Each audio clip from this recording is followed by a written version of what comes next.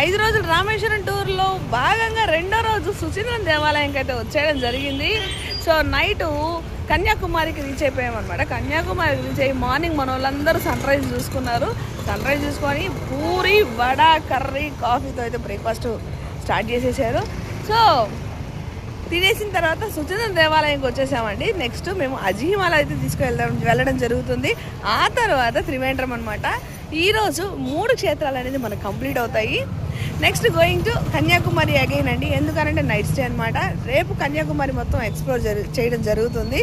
So next Shirdi టూర్తో అయితే నేను మీ ముందుకు వచ్చేస్తాను. అండ్ కర్ణాటక టూర్ ఉందండి. అదే కాకుండా కాశీ టూర్ కూడా ఉందన్నమాట. కామాఖ్యాదేవి అమ్మవారి టూర్ కూడా ప్లాన్ చేస్తున్నాము. ఈ టూర్ డీటెయిల్స్ అన్ని మీరు కనుక్కోవాలంటే మా కాంటాక్ట్ నెంబర్ని నేను డిస్ప్లే ఇవ్వడం జరుగుతుంది. సో వెంటనే మా కాంటాక్ట్ నెంబర్ని సంప్రదించి మాతో పాటు టూరిజం ఎంజాయ్ చేసుకొని దేవుడి అనుగ్రహం అయితే పొందండి. సైనింగ్ ఆఫ్ మీ దివి. బాయ్.